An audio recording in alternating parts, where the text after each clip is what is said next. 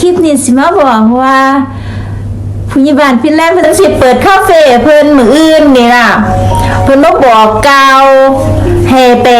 เอาคอนเทนต์พวกอินโฟพวกครีเอเตอร์หาคอนเทนต์ยากๆน่ะไปโลดอยู่ขอนแก่นน่ะคาเฟ่เพิ่นเปิดใหม่สถานที่กว้างขวางที่จอดรถนั่นสบายแล้วจังซี่เราบอกสถานที่ยิ่งตรงเลย มักเพิ่นเฮ็ดคอนเทนต์แต่ละอย่างมันม่วนเนาะมันมีสีสันมันได้ไอเดียมันได้ประโยชน์แหมมันบ่ไร้สาระไปมื้อๆแหมเพิ่นย่างไปทางใดเพิ่นก็ต่ำแต่เงินเนาะเด็กน้อยยังคือสมองไวแท้สมองเร็วเฮาผู้เฒ่าแล้วเฮาเลยค่อยไปติดตามน้องเพิ่นจังซี่นะเป็นความคิดที่สร้างสรรค์เนาะพี่น้องเนาะเป็นนี่อย่างที่แบบคือไหวแท้เด็กน้อยอายุ23 24จริงๆแล้วหน่อยคนเนาะที่สิสร้างอนาคตได้เร็วขนาดนี้จากเด็กน้อยบ่มีพื้นฐานบ่ได้เป็นนักธุรกิจอีหยังเลยพ่อแม่บ่ได้เป็นธุรกิจจังได๋จะงูจะเข็ดแท้เพิ่นนี่บ่มีช่วงวัยรุ่นของเพิ่นเลยคือใหญ่ขึ้นมาได้แล้วก็คือจังเฮ็ดงานหาเงิน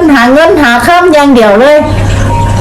บ่มีวัยรุ่นมีแต่วัยผู้ใหญ่วัยเด็กน้อยแล้วก็วัยผู้ใหญ่เลยโอ้สุดยอดอีหลียอมรับ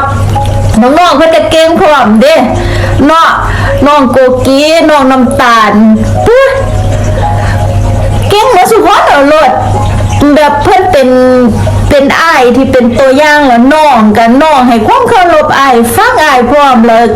เขาเจ้าเว้ากันเขาเจ้าแชร์ไอเดียกันดีช่วยเหลือเจือจุนกันเนาะขนาดพี่น้องบ่แม่นแม่เดียวกันเดี๋ยวนี้ยังฮักกันได้ขนาดนี้เล่นมักแหนมักในความที่ว่าชีวิตต่อสู้ของเราเนี่ยชีวิตที่ว่าฟันฝ่าทุกอย่างแม่แล้วสิเกิดกระแสดราม่าอีหยังก็สร้างไผสิว่าเราเป็นเกย์เป็นตุ๊ดเป็นแต๋วเป็นกระทอกระเทยอะเราบ่ได้สนเด้เราเอาข่าวดราม่าต่างๆน่ะมาสร้างเป็นคอนเทนต์ไผสิเห็นเราเป็นหยังเราก็เป็นเบิดแต่ว่าเราหูเนื้อแท้ของเราเนาะว่าเราเป็นอีหยังกันแท้เราบ่ได้ไปร้อยน้ำคนเว้าหั่นนะเราบ่ได้เอาแบบข้าวดราม่าคือข้าวขยะในหัวสมองแล้วบอกมาใส่เด้แต่แล้วสิเอาข้าวขยะต่างๆนี่มาสั่งเป็นคอนเทนต์หาเงิน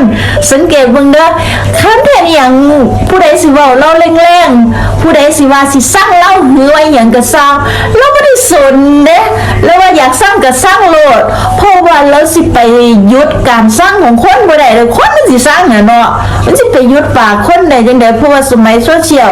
ยิ่งไปต่อปากต่อคำมันก็ยิ่งแรงมันบ่ล่ะเลี้ยงสูล่ะแล้วเอามาเป็นคอนเทนต์หาเงินปั๊บเราฉลาดอีหลียอมรับอีหลีบางคนบ่ได้เข้มแข็งเด้แต่ว่าถามว่าเราเข้มแข็งหรือบ่นั่นเฮาบ่ฮู้ในเนื้อแท้ของเพิ่นเนาะแต่ว่าเพิ่นแสดงออกมานี่คือว่าเพิ่นกบเกลื่อนได้เพิ่นเก่งเพิ่นพาลูกน้องเพิ่นไปทางใดก็ม่วนยังไปเล่าไปหยังจังซี่เนาะโอ้น้องเลี้ยวก็จะอ่อนแล้วหลายว่าเราเป็นเซี่ยวที่ว่าอีหยังคือเป็นจังซี่เห็นน้องเลี้ยวให้เนาะปลื้มเพิ่นปลื้มพอมันหลายเนาะเป็นเพิ่นปลื้มพี่บ้านฟินแลนด์แฮงหลายเพิ่นให้เพิ่นสะอ่อนว่าอีหยังคือเฮ็ดได้จังซี่โอ้โหเนาะตะฮักให้ เบิ่งแล้วก็ยิ่งหลงฮักกันเนาะพวกเพิ่นว่ามีแต่พวกวัยรุ่นไปทางไหนก็เป็นตะม่วนนั่นน่ะเล่นๆม่วนไปเลยม่วนไปน้ำยิ่งเบิ่งยิ่งม่วนยิ่งได้อารมณ์มีสีสันเนาะพี่น้องเนาะติดตามเพิ่นไปเรื่อยๆนี่ล่ะ น้องมันค่อยบ่แบบบ่น่าเบื่อน่ะนะมันเป็นคอนเทนต์ใหม่ๆแปลกๆใหม่ๆเฮ็ดให้เฮาผู้เฒ่าแอคทีฟไปนำนั่นนะพี่น้องเอากับเบิ่งคลิปเพิ่นไปน้ำกันนี่ล่ะว่าเพิ่นเฮ็ดจังได๋เนาะกับปิดท้ายด้วยคลิปผู้ใหญ่บ้านฟินแลนด์นี่ล่ะเพิ่นบอกให้ไปเอาคอนเทนต์ของเพิ่นเด้อมื้ออื่นที่คาเฟ่เพิ่นนั่นล่ะก็ฝากพี่ฝากน้องไว้แค่นี้ล่ะจ้าจบคลิปนี้เบิ่งคลิปผู้ใหญ่บ้านฟินแลนด์ต่อเด้อจ้าปิดท้ายด้วยคลิปผู้ใหญ่บ้านฟินแลนด์เด้อจ้าเด้อด้วยจ้าขอบคุณนะครับแชร์ให้หน่อยครับแชร์ออกไปขอ ที่ได้รางวัลที่หนึ่งมาเงินมื่อนี้มาจากเล่าขามเล่าเสร็จแล้วตามกับแม่นี่เพราะว่ามาถูกภาพเป็นรอยความจะเปิดร้านตรงนี้แล้วอำเภอเมืองขอนแก่นทักแชทอำเภอขอนแก่นมาสังเกตว่าเซนอินมาลงถ่ายคลิปเราเห็นผู้ขี้ตื่นทั้งหลายมาหลายคลิปขี้ทั้งหลายเนี่ยมาหลายคลิปแล้วไปลงใครมาก่อนก็ได้รับวิวก่อนแต่เงินก่อนเปิดมาก่อนแต่เงินก่อนเปิดมาสั่งมาแต่เงินมาถ่ายรีวิวก่อนใครแล้วพรุ่งนี้น่าจะมีคนมาเยอะนะเพราะว่าเราก็โพสลงเฟซบุ๊กทางสาธารณะจะพอนั่งไหม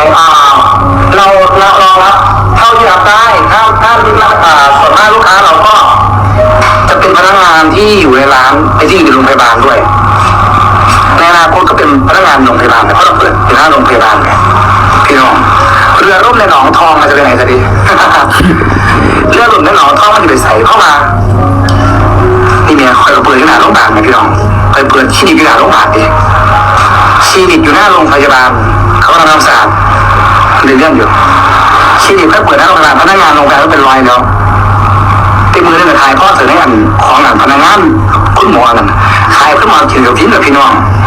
อันนี้โรงพยาบาลนี้เนี่ยคือพนักงานคือเป็นรอยแล้วพี่น้องโรงพยาบาลเป็นรอยแล้ว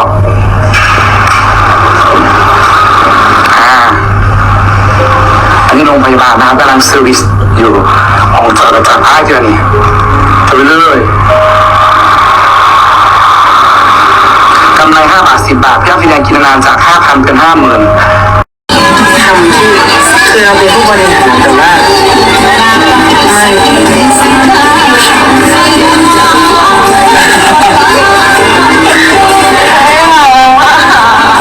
ครั้งแรกเลยก็ได้แหวขนาดนี้นั่งเนี้ยเปิงเหมือนจะหายหน้า